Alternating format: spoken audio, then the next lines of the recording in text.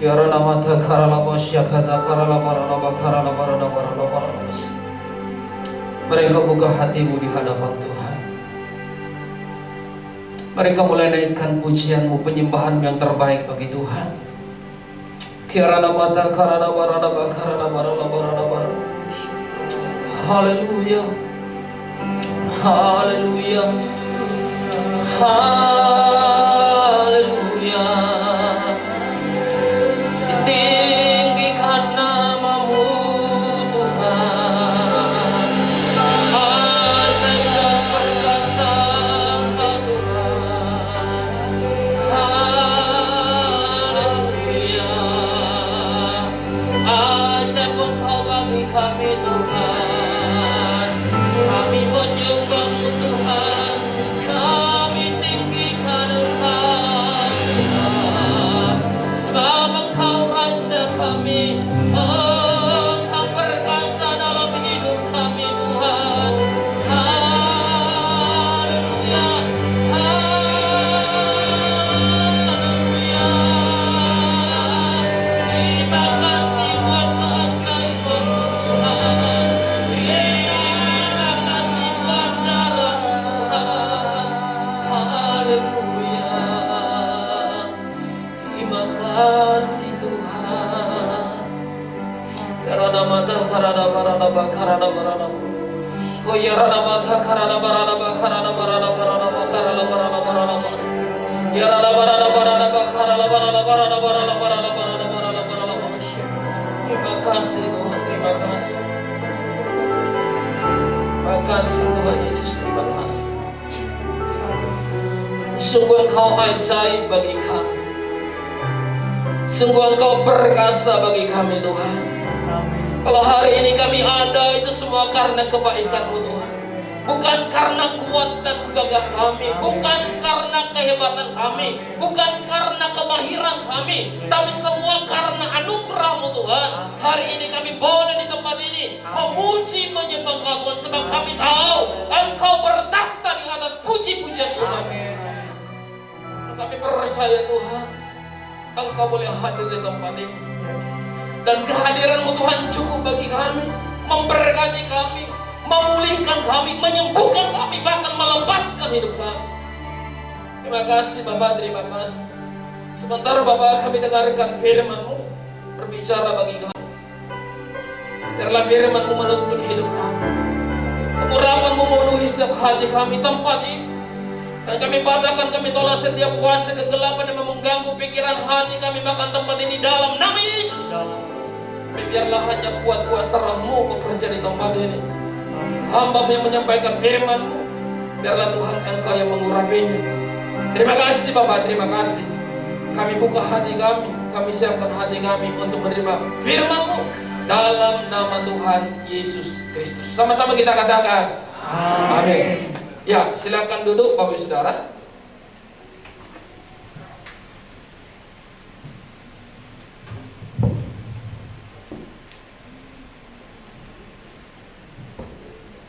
Ya, shalom. Shalomnya belum bersemangat. Apakah puasa? Shalom. Amin. Coba lambaikan tangannya yang cinta kepada Tuhan. Ya, semua ya, cinta kepada Tuhan. Dan saya percaya karena kita cinta kepada Tuhan, maka kita ada sampai hari ini. Amin. Dan boleh kita beribadah di tempat ini.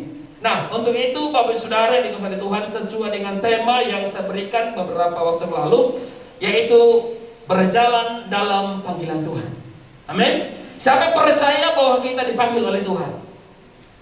Lambaikan tangannya. Semua kita dipanggil oleh Tuhan. Siapa yang sudah berjalan dalam panggilan Tuhan? Ya, masih proses Pak. Ya, kadangkala jatuh bangun Pak. Kadangkala ya beginilah namanya kehidupan manusia, seringkali berkata seperti roda pedati Pak. Kadang kadang di bawah, kadang naik, kadang semangat lain Tuhan, tapi kadang-kadang juga lemah. Ya, kadang-kadang juga bisa undur. Ya kan? Nah, kita di dalam momen Paskah, ya. Hari ini kalau kita baca di Alkitab tentang bagaimana penampakan Tuhan Yesus ya selama 40 hari. Ya, jadi ini memperingati tentang penampakan Yesus selama 40 hari sebelum dia naik ke sorga. Ya, untuk itu mari kita buka firman Tuhan Matius pasal yang ke-4. Ya. Matius pasal 4 ayat yang ke-18. Oh ya, multimedianya. Ya, Matius pasal yang ke-4 ayat 18 sampai dengan ke-22.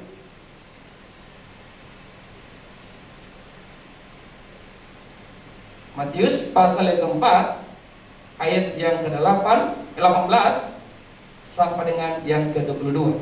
Nah sebelum kita masuk ke dalam bagaimana kita supaya berjalan dalam panggilan Tuhan, ya kita lihat dulu proses panggilan Tuhan kepada murid-muridnya. Dan kita juga nanti akan melihat bagaimana proses panggilan Tuhan dalam setiap kehidupan kita. Dan saya juga akan ada kutip di dalam perjanjian lama tentang bagaimana proses daripada Elisa dipanggil oleh Tuhan. Ya, jadi ada 3 contoh saya berikan pada pagi hari ini tentang proses di dalam panggilan Tuhan. Ya, Matius pasal ke-4 ayat yang ke-18 sampai 22 demikian firman Tuhan. Yesus memanggil murid-murid yang pertama. Dan ketika Yesus sedang menyusur danau Galilea, ia melihat 2 orang bersaudara, yaitu Simon yang disebut Petrus dan Andreas saudaranya. Mereka sedang menebarkan jala di danau, sebab mereka penjala ikan. Yesus berkata kepada mereka, mari, lihat, mari. Ayat 19. 1, 2, 3.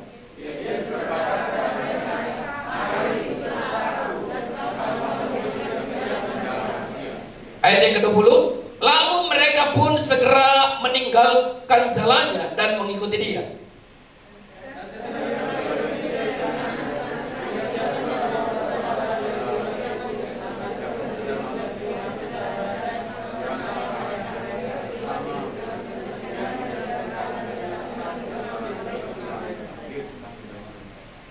Dan mereka segera meninggalkan perahu serta ayahnya lalu mengikuti dia.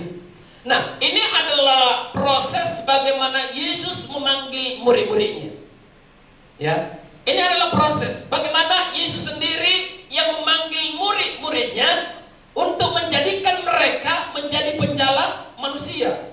Karena tadinya mereka adalah sebagai penjala ikan. Mereka ada di tepi danau Galilea pada waktu itu. Mereka sedang menjala ikan. Maka Yesus menyusur danau Galilea. Maka Yesus melihat mereka, bertemu dan memanggil mereka. Firman Tuhan berkata, para penjala ikan ini, mereka langsung mengikuti Yesus dan meninggalkan semuanya. Ya. Dan begitu juga dengan, coba buka di Matius pasal yang ke-9 ayat yang ke-9. Ya, Matius pasal yang ke-9 ayat yang ke-9. Ya. Demikian firman Tuhan, setelah Yesus pergi dari situ, ia melihat seorang bernama Matius duduk di rumah cukai. Lalu ia berkata kepadanya, ikutlah aku. Maka berdirilah Matius lalu mengikuti dia. Nah, semua murid-murid daripada Tuhan Yesus berproses ketika dipanggil oleh Tuhan. Tentu Tuhan memanggil mereka dengan tujuan supaya mereka dijadikan menjadi muridnya. Dan saya percaya mereka akan dijadikan menjadi penjala manusia. Dalam keadaan mereka bekerja, ada yang menjadi pemungut cukai, ada yang menjadi nelayan. Mereka dipanggil dari latar belakang berbeda untuk mengikuti Yesus. Dan semuanya mereka mengikuti Yesus. Dan saya percaya, saya tidak tahu dalam posisi apa, dalam kondisi apa Tuhan memanggil kita untuk mengikuti Dia. Ya kan? Setiap kita punya proses yang berbeda, setiap kita punya latar belakang yang berbeda, setiap kita punya background yang berbeda. Saat Tuhan memanggil kita, mungkin kita sedang bekerja. Saat Tuhan memanggil kita, mungkin kita sedang lagi duduk diam. Tapi semuanya berproses untuk dipanggil oleh Tuhan. Dan kita meresponi panggilannya. Nah, kita lihat dari perjanjian lama bagaimana Elisa dipanggil.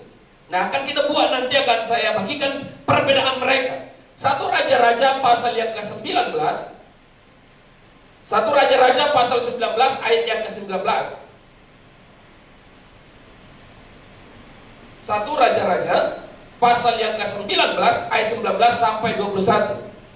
Demikian firman Tuhan. Setelah Elia pergi dari sana, ia bertemu dengan Elisa bin Sarfa yang sedang membajak dengan 12 pasang lembu, sedang ia sendiri mengemudikan yang ke-12. Ketika Elia lalu dari dekatnya, ia melemparkan jubahnya kepadanya. Lalu Elisa meninggalkan lembu itu dan berlari mengikuti Elia. Katanya, biarkanlah aku mencium ayahku dan ibuku dahulu, lalu aku akan mengikuti engkau. Jawabnya, baiklah, pulang dahulu, dan ingatlah apa yang telah kuperbuat kepadamu. Lalu berbaliklah ia daripada Elia. Ia mengambil pasangan lembu itu, menyembelihnya dan memasak dagingnya dengan bajak lembu itu sebagai kayu api. Ia memberikan daging itu kepada orang-orangnya, kemudian makanlah mereka. Sesudah itu ia bersiaplah lalu mengikuti Elia dan menjadi pelayannya. Ya, ini adalah proses bagaimana Elisa dipanggil menjadi abdi daripada pada waktu itu adalah Elia. Artinya Elisa pun berproses ketika dipanggil oleh Elia. Ya. Dan firman Tuhan berkata bahwa Elisa meninggalkan semuanya. Tapi dari proses bagaimana Tuhan Yesus memanggil murid-muridnya dan ketika Elia memanggil Elisa itu berbeda.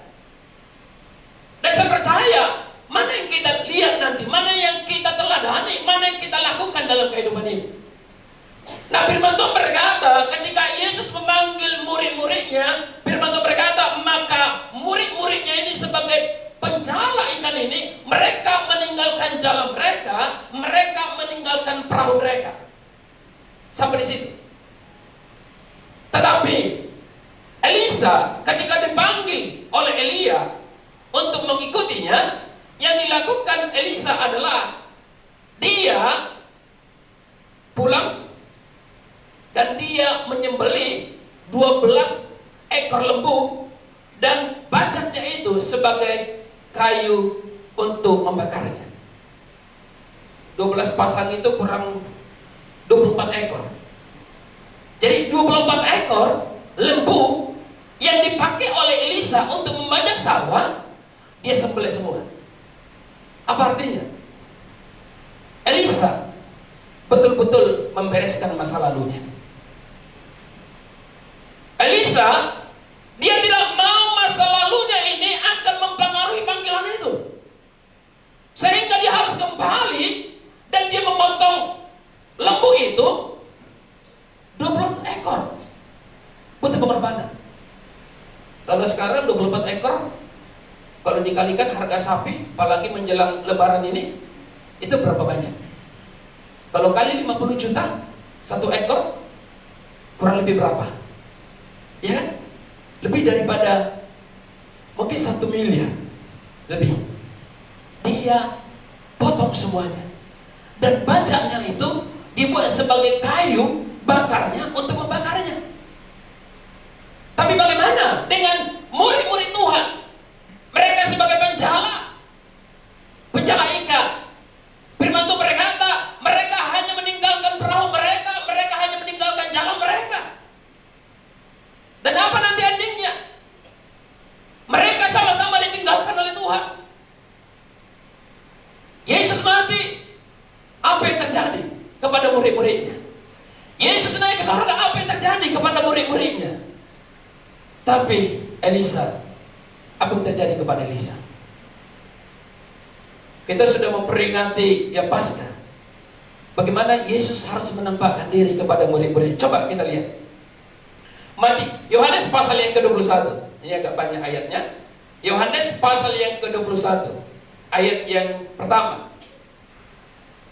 Yohanes pasal yang ke-21.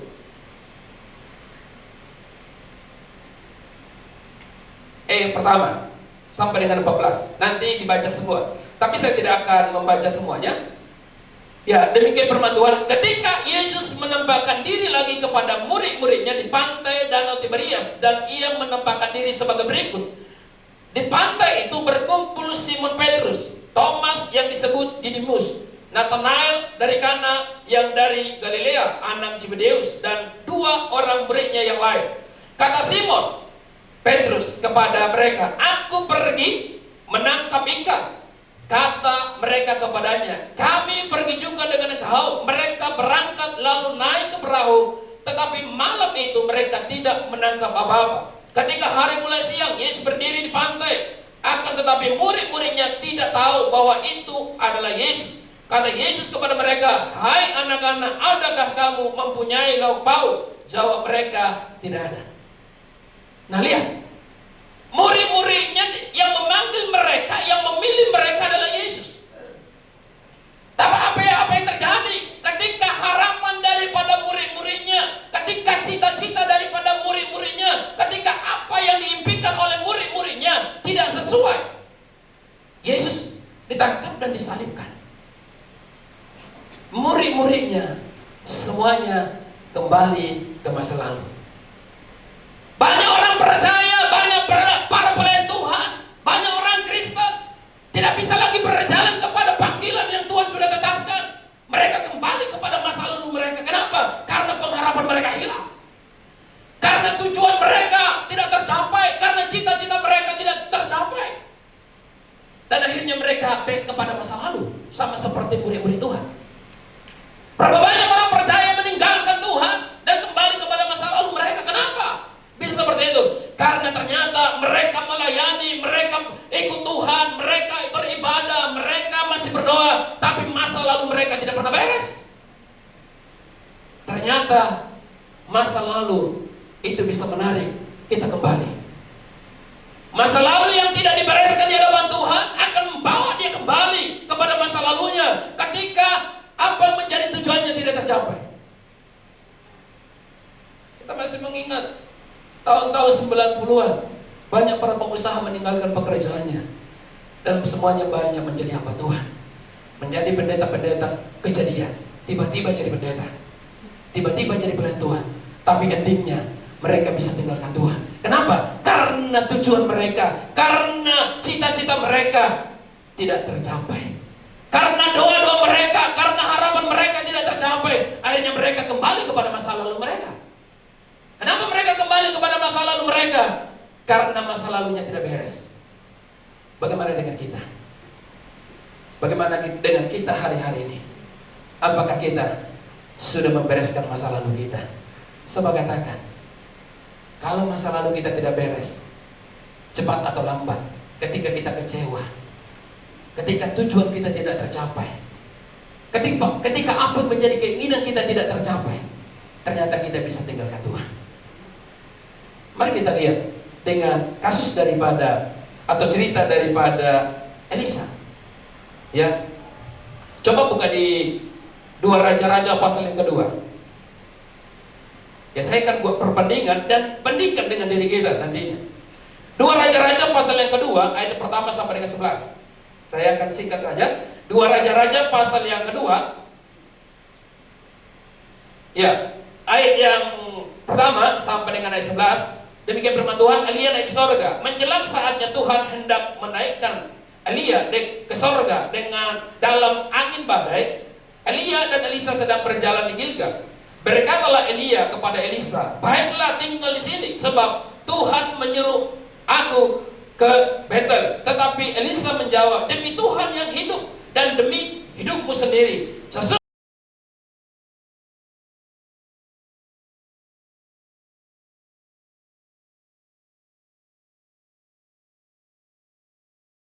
aku tidak akan meninggalkan kau." Lalu pergilah mereka ke Betel. Pada waktu itu keluarlah rombongan nabi yang ada di Betel mendapatkan Elisa. Lalu berkata mereka kepadanya, "Sudahlah, engkau tahu bahwa pada hari ini tuanmu akan diambil daripadamu oleh Tuhan terangkat ke sorga." Jawabnya, "Aku juga tahu." Diamlah. Nah lihat, Elisa sama-sama seperti murid-muridnya tadi. Elisa akan ditinggalkan oleh Elia. Elisa akan naik ke sorga lewat kereta berapi. Dia akan diangkat ke sorga. Bahkan ada banyak ejekan yang dialami oleh Elisa. Udahlah, nggak usahlah ikut-ikut kepada Elia. Dia sebentar lagi akan diangkat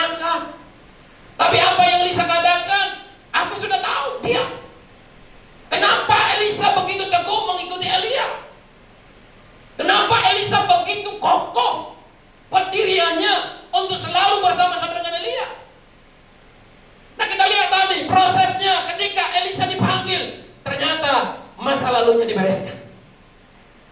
Ya kan? Tadi saya sudah sampaikan bahwa 12 pasang lembunya dia sudah sembelih, dia sudah potong dan sudah dibagi-bagikan kepada orang. Artinya apa? Elisa tidak punya ada harapan lagi untuk kembali kepada masa lalu.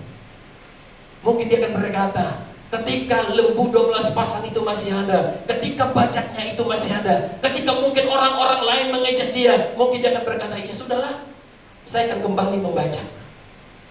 Tapi dia tidak lakukan. Kenapa? Karena masa lalunya beres. Karena apa yang menjadi penghalang dia, masa lalu dia sudah dibereskan. Sekalipun tantangannya ada. Berapa kali Elisa diejek? Berapa kali Elisa ya mau dicoba ditinggalkan oleh Elia? Oh sudah, kamu di sini aja, kau usah ikut-ikut. Enggak. Bahkan dikatakan, demi Tuhan yang hidup, aku akan ikut engkau. Dan apa yang terjadi? Ketika Elia diangkat dengan kereta api ke sorga, Elisa menerima pengurapan double porsi. Amin. Elisa menerima pengurapan double porsi. Ternyata ketika kita membereskan masa lalu kita, ketika kita membereskan menjadi penghalang kita untuk mengikuti Tuhan, saya percaya ada Tuhan siapkan pengurapan double porsi bagi kita. Bukankah sebentar lagi kita akan memperingati Pentakosta? Saya percaya rohnya akan dicurahkan bagi kita. Tapi bagaimana rohnya dicurahkan? Bagaimana kita bisa menerima pengurapan double porsi supaya kita bisa berjalan dalam panggilan itu kalau masa lalu kita tidak beres? Amin. Maukah kita berkomitmen membereskan masa lalu? Mau kita berkata, oh udah Pak, udah beres, sudah berjalan. Tapi mari coba kita lihat lagi diri kita. Seringkali masa lalu akan menarik kita. Nah, coba kita lihat Yohanes pasal yang ke-15. Nah, bagaimana kita supaya kita bisa berjalan ya di dalam panggilan Tuhan itu? Yohanes pasal yang ke-15 ayat yang ke-16.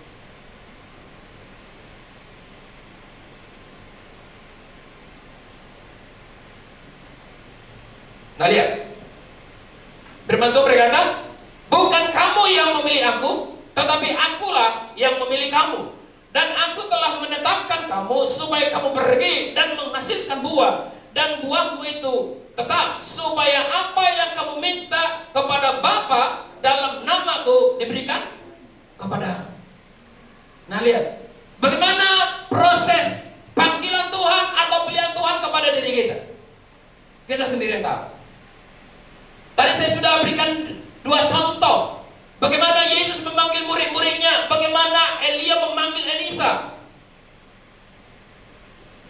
Bagaimana Tuhan memanggil hidup kita. Firman Tuhan berkata, bukan kamu yang memilih aku, tapi Tuhanlah yang memilih kita. Kita ada tempat ini bukan karena pilihan kita, tapi Tuhanlah yang memilih kita. Bahkan firman Tuhan berkata, tetapi akulah yang memilih kamu, dan aku telah menetapkan kamu supaya kamu pergi dan menghasilkan buah, dan buahmu itu tetap. Jadi untuk apa Tuhan panggil, Tuhan pilih kita? Supaya apa? Supaya kita menghasilkan buah. Sama seperti tujuan Tuhan Yesus memanggil murid-muridnya dari penjala ikan menjadi penjala manusia. Artinya supaya murid-muridnya juga berbuah, supaya murid-muridnya juga mau memberitakan kabar baik.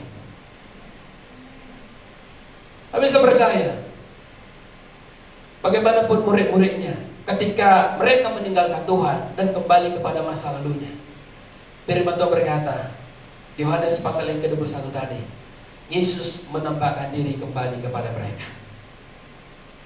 Kalau kita mungkin mulai kembali kepada masa lalu, mungkin kita masih tetap melayani atau segala macam, tapi jangan-jangan kita hidup juga di masa lalu.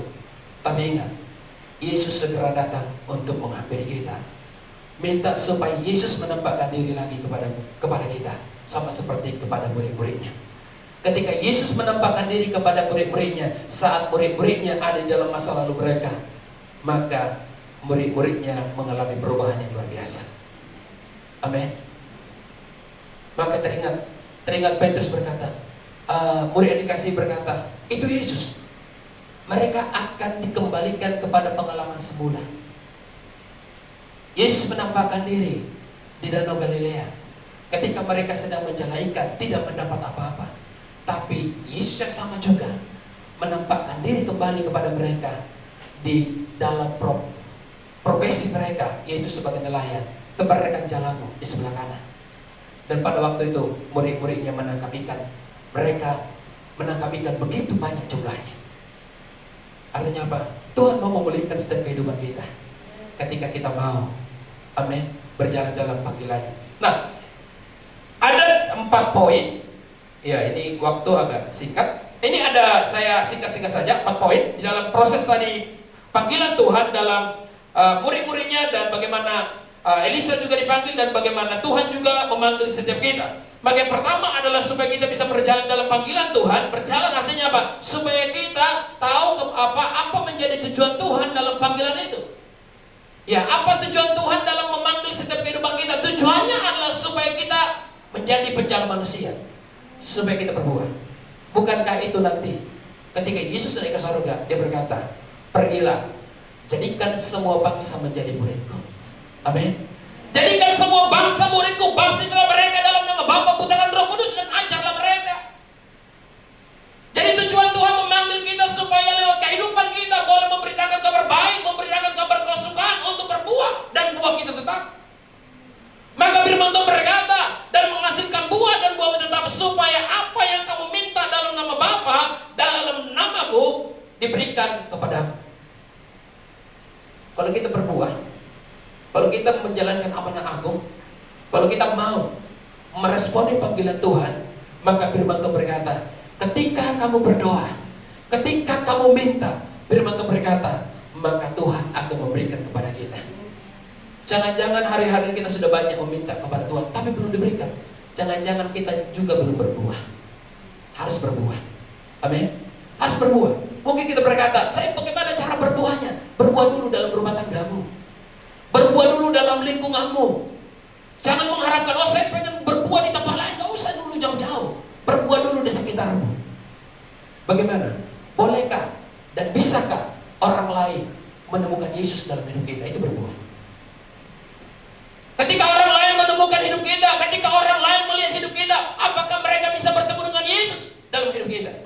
Atau justru berkata, kok ikut Tuhan seperti itu hidupnya? Bagaimana kita bisa berjalan dalam panggilan itu? Karena saya percaya bahwa setiap kita adalah cerminan daripada Bapa di sorga. Amin. Bukankah firman Tuhan katakan di Kejadian pasal pertama ayat ke-26, marilah kita menjadikan manusia serupa dan segambar dengan kita. Artinya apa? Kita ini gambaran Tuhan. Kita ini adalah ekspresi daripada Bapa di sorga. Jadi kalau mereka pengen ketemu Tuhan, bertemu dengan kita, sebenarnya mereka bisa ketemu.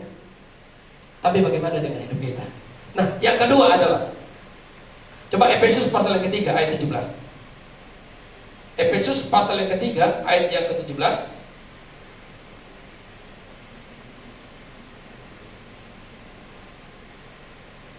Efesus pasal yang ketiga ayat yang ke-17. Demikian firman Tuhan.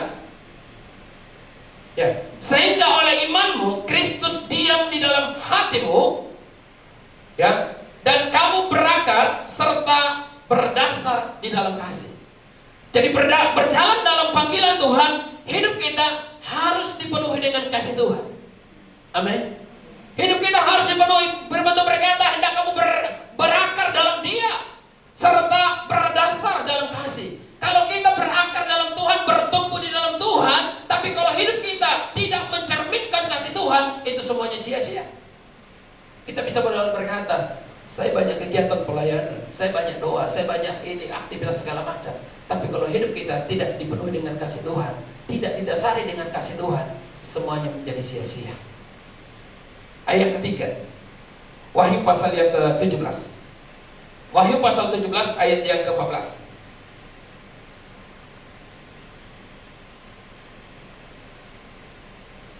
Ya, Wahyu pasal yang ke-17 ayat yang ke-14. Demikian firman Tuhan. Mereka akan berperang melawan anak domba, tetapi anak domba akan mengalahkan mereka, karena ia adalah Tuhan di atas segala Tuhan dan Raja di atas segala Raja. Mereka bersama-sama dengan Dia yang akan menang, yaitu mereka yang terpanggil, yang telah dipilih dan yang setia.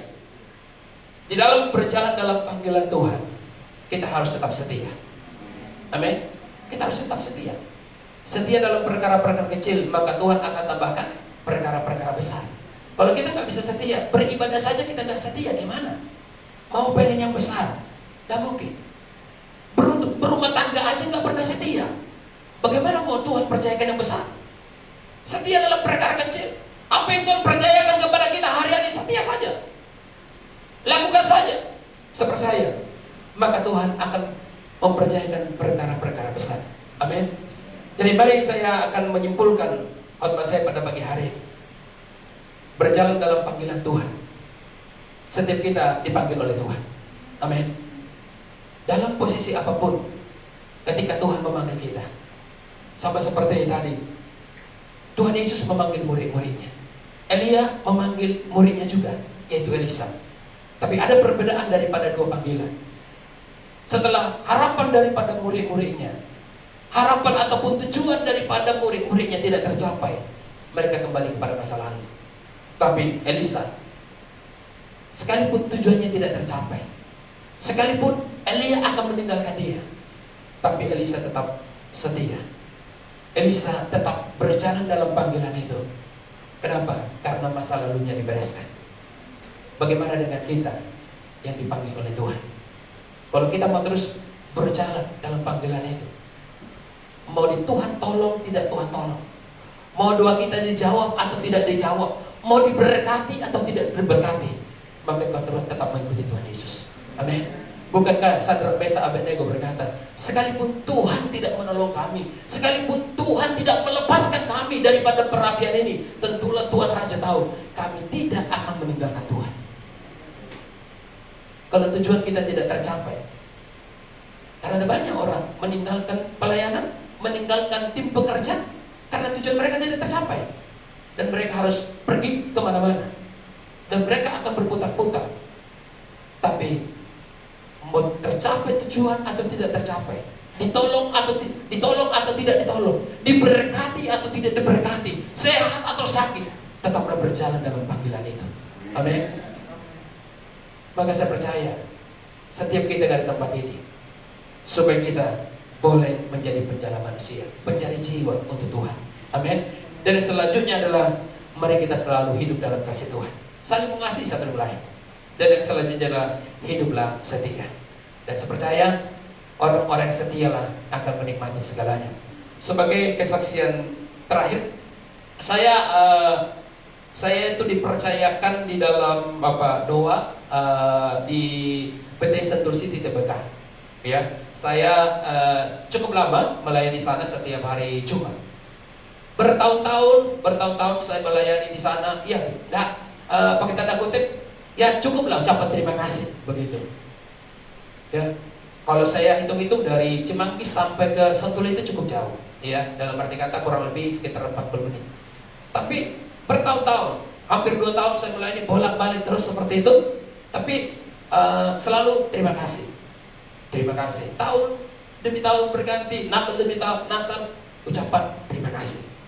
Tapi saya tetap setia. Oh nggak apa-apa, karena tujuan saya bukan itu. Tapi tahu Bapak Saudara, ada banyak juga rekan-rekan yang udahlah kalau cuma begitu ya gimana juga, di rumah aja berdoa gitu kan, nggak setia. Ini terus saya lakukan dan puji Tuhan, terus saya melakukan seperti itu. Dan berapa tahun yang kemarin dia bilang, oh ya Bapak ini setia banget di sini katanya. Dan dia memberikan sebuah persembahan lah ya. Dan puji Tuhan, ternyata ketika kita setia, ada berkat yang Tuhan sudah janjikan. Amin. Setia. Mau kita berkata, aduh kok cuman begini-gini saja, pelayanannya cuma terima tamu tiap minggu, senyum-senyum doang sampai gigi kering, gak apa-apa, setia. Amin. Gak apa-apa. Ya, atau tahun depan atau cuma 2 sampat aja, gak apa-apa. Saya cuma mau motivasi kita, setia saja. Kita tidak menyenangkan manusia. Amin. Kita tidak menyenangkan orang di tempat ini, tapi kita menyenangkan hati Tuhan. Selagi kita punya motivasi menyenangkan hati Tuhan, kita sedang berjalan dalam panggilannya. Amin. Jadi saya percaya jemaat EM di tempat ini, kalau kita mau terus berjalan dalam panggilannya, Yang terakhir, tetap setia. Amin. Mari kita bangkit berdiri. Mari kita tundukkan hati kita. Haleluya, haleluya. Terima kasih Tuhan Yesus. Terima kasih Tuhan. Haleluya, haleluya.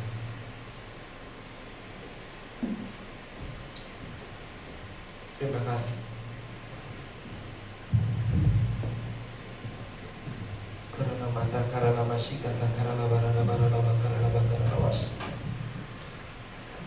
Izinkan Tuhan menjamah hatimu pada pagi hari. Ketika kita mulai menyadari, ternyata kita masih hidup di bayang-bayang masa lalu, ataupun kita sedang berjalan di dalam masa lalu. Izinkan Tuhan menampakkan diri kepadamu, sama seperti kepada murid-muridnya.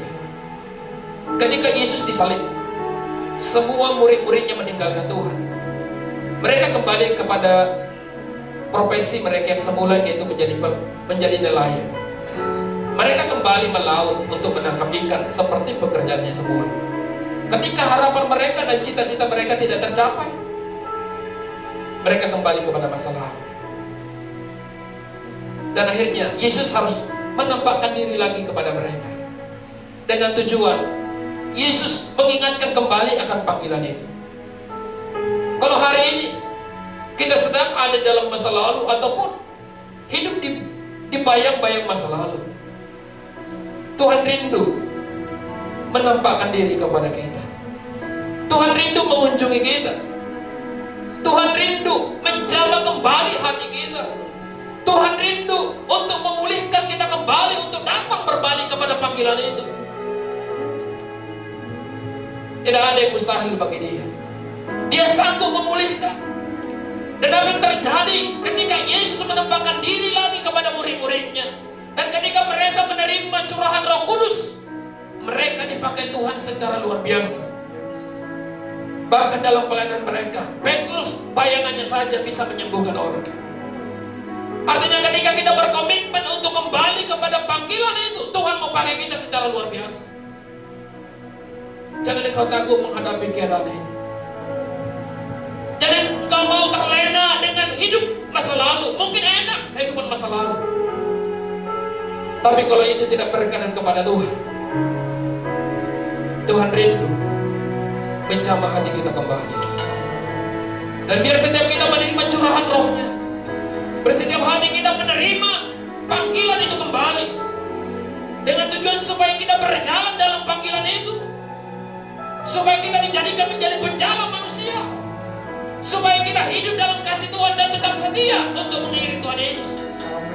Ditolong tidak ditolong, doa kita dijawab atau tidak dijawab, diberkati atau tidak diberkati, kita akan tetap berkata, Yesusku luar biasa.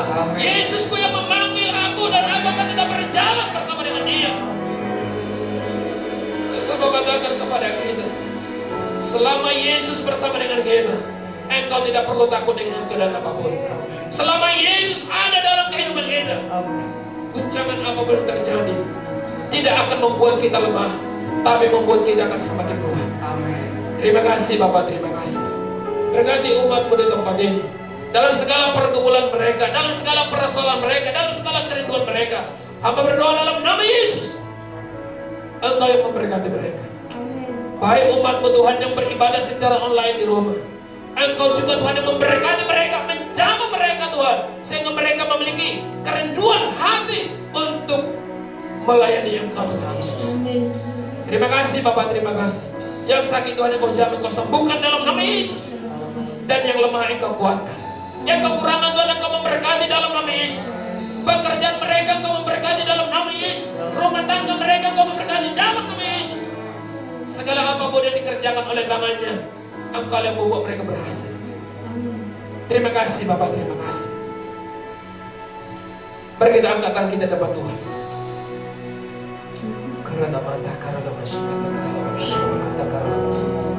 Karena mata, karena masih kata, karena kata, karena. Oh ya ramasih kita karena marah, karena marah.